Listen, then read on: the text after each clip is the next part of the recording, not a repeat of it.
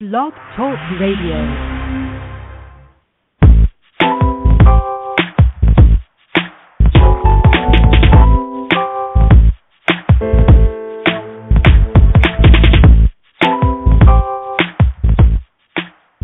Welcome. You're listening to Perfectly Healthy and Tone Radio with your host, Darren Fat Man McDuffie. And now, prepare to get fat.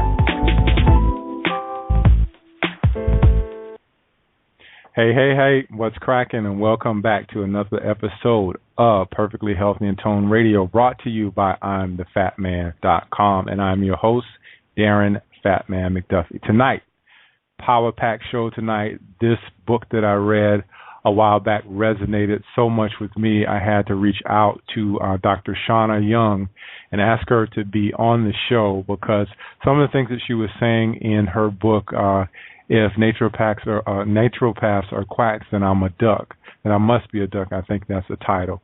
But the book resonated on so many levels with me, because some of the things that she goes through or went through in her practice, rather, is some of the things I deal with health. Sometimes you just want to tell people like it TI is, and sometimes you can't do that. But her book was more than enough. She did more than enough of telling how it TI is, or how it exactly is, and I'm really excited to have her on the show. But before I bring her on, don't forget to connect with me on my Facebook fan page, facebook.com/I'mTheFatMan. Also connect with me on Twitter, @thefat_man. And you can be, all the updates for the show will be put there. And also you can just connect with me on Facebook, on my personal Facebook page under Darren McDuffie. And I also post events on there as well. So tonight's show, really excited for it. Can't wait to get into it. Next week, we actually have another naturopath on, and that'll be Dr. Wayne Pickering, and he'll be talking about food combining, because some people actually create their own gastric distress by combining the wrong foods, and we'll get into that next week. So join me for that show next week. But right now, we're going to get into if naturopaths are quacks, then I must be a duck, with Dr. Shauna Young. So let me bring on Dr. Shauna. Darren? Yes, Dr. Shauna, are you there? I'm there. How are you doing tonight? I'm doing good. This has been a great day today. Beautiful day here in Colorado. Yeah, you're actually in Colorado. It's not still cold there, is it? No, it was like summer weather today. It's absolutely beautiful. People think that a lot about Colorado. It's really cold. I live in the southwest area, and it's really nice. It's very temperate here, but yeah, beautiful day. Cool. Yeah, I don't like to start the show with weather, but let's get into how you became a naturopath. How did you get into this journey? I kind of pieced that together from reading the book, but I wanted you to share that with the audience. Well, I was raised kind of differently, for somebody in my age group. My mom and dad were not really into the whole vaccine thing, or going to the doctor or anything like that. So that just kind of got skipped over. My mom, fortunately, was on the school board, so it made it easier. But it wasn't that they were against allopathic medicine per se. It's just that they didn't see any reason to, take kids that were healthy and put something into them that could possibly make them unhealthy. So I kind of had that sort of upbringing in the first place. My family doctor was a chiropractor, that kind of stuff. And so I have kind of a different view on medicine anyway. But in around in the 1980s, I was living in Los Angeles, and the whole HIV thing started, and all of that. And I kind of got interested in if there was any way that natural medicine could help something like that, and just kind of started studying natural medicine on my own. And it was always something that I was really interested in, and that I did a lot of research into whenever I had a chance. And then when I was living in Nashville, actually, I had moved out there, and I got Lyme's disease. And I thought, I've never had an antibiotic in my entire life, and I really don't want to start now. So, there's got to be a way to do something natural that would work. So I started researching natural antibiotics and, liver detoxing, blood detoxification, that kind of stuff, and got rid of my Lyme's disease in about 3 months.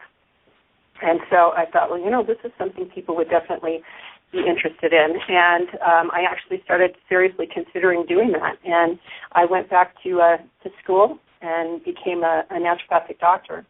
And then I moved out here to Colorado and started my practice 13 years ago. Wow. And for those people out there, kind of explain what a naturopathic doctor is or a naturopath, because honestly, to tell you the truth, in 2005, my mother passed away, and at that time, that's when I kind of got more enlightened and got more conscious about the whole pharmaceutical industry, because I was in the pharmaceutical industry, but I had no idea up until probably maybe 2007 what a naturopath is. Can you kind of explain that? Yeah, it's funny how often that happens.